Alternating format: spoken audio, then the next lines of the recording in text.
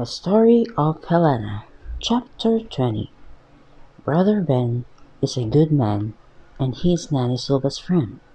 That is why I need to be gentle on him, even though he is losing my patience because he is asking a lot of things. I made him coffee again so that once he regained consciousness, he had a coffee to drink. I am sitting in front of him and waiting for him to wake up, and once he wakes up, I will offer him coffee, so I will not be harsh on him because I want to show him Belinda, the true reason why I need him here. After a moment of waiting, he wakes up and he looks dismayed. Maybe because he is thinking that this all just his dream, but it's not. Hi, I greeted him with a smile because I'm so happy to see him awake now.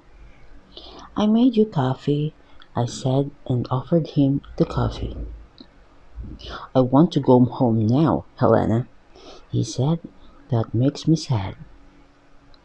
But this is your home, I told him, waiting for his reaction. He just sighed and looked at me.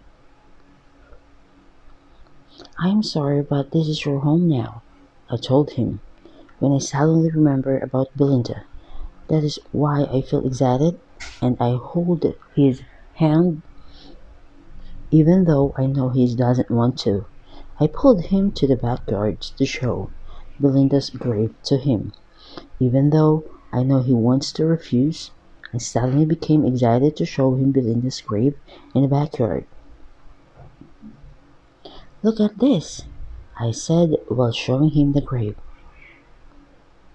She is my dad's mistress who killed my Nanny Silva, I told him, and he is not answering.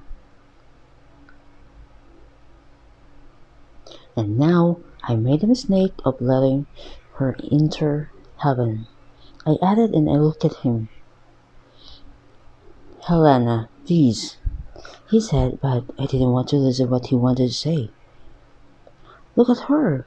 She doesn't deserve to be in heaven, I said while digging on her grave, because I want to show him how ugly Belinda is right now. Helena, he called me, but I continued digging. Helena, please, he begged and wiped his dirty hands. You don't need to do that, he said. He looks into my eyes and his stare touches my soul that draws connection. I will help you, Helena. You need help. He said that made me smile and hug him. Finally, he's ready to help me. Finally, he's already understand and accept everything that I'm telling him. After a few moments, Echo went to the backyard just to inform me that there's a police officer outside looking for me. Quick! You need to hide, he said. That is why I pulled Brother Ben, and we immediately went inside the house and hid Brother Ben inside my parents' room. And I told him to be quiet, or else the police would kill him if they found him.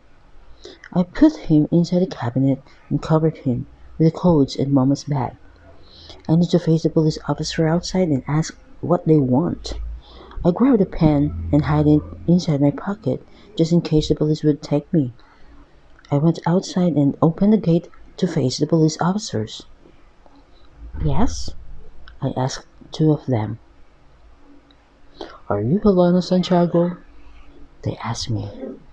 Yes, I answered. They showed me a piece of paper and told me it is my arrest warrant and have a right to remain silent because everything that I will say can be used against me. There are two police officers are looking for me. That is impossible, I asked. I cannot believe what they are showing me. You need to go with us, Mom, the police officer told me, but I didn't like it. That is why I stabbed other officer in his legs with a pen that I'm holding inside my pocket and run. Ah! He shouted in pain. I ran and I went inside the house and hid inside my room as fast as I could. I knew they were looking for me. I heard one of the officers radio the others. He described me and he tells me where my location is. my address. Soon they will be here and I need to do something so that they will not get me and Echo caught. I heard their footsteps and I saw Echo signaling me not to make noise. There are 8 bodies here in the dining room, I heard one of the officers say while still looking for us. They are already in a decomposition stage, he added. I found 2 dead bodies buried here, sir, one of the officers in the backyard said. 2? I asked Echo. I didn't kill Brother Ben, and I didn't bury Brother Mike. As far as I know, I only buried Belinda. So who is the other one? There are 10 dead bodies all in all, sir. I count them all, but they are not 10. There are only 9, so who is the 10th one? I heard footsteps getting inside the room, and still I can see Echo telling not to make noise. I don't know if they already found Brother Ben, but I'm scared now. I hear the sounds of the door opening and one of the police officers went inside the room where we are hiding. Ah! Echo shouted. Then I heard a gunshot and I saw Echo fall on the floor.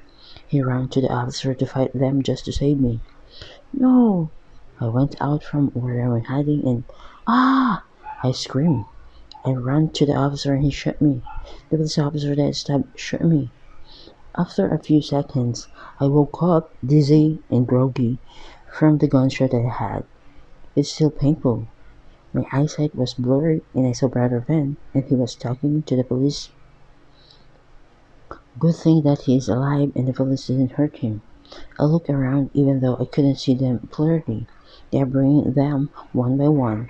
First they bring Daddy, second they bring Mama out, then followed by the girls and then John and Carmen. And the last one is Mike. They bring Belinda out too from the grave and are followed by the man that I can see clearly who is it. I tried to stand up to see clearly who is the man next to Belinda, but I couldn't move. Definitely it is not Echo. I can feel that Echo is still alive. I looked around to find him, but I couldn't see him around. Until a woman wearing white went to me. She's holding an injection and she injected it to me. I tried to move, but I couldn't move until my eyesight became totally blurry and I fell asleep.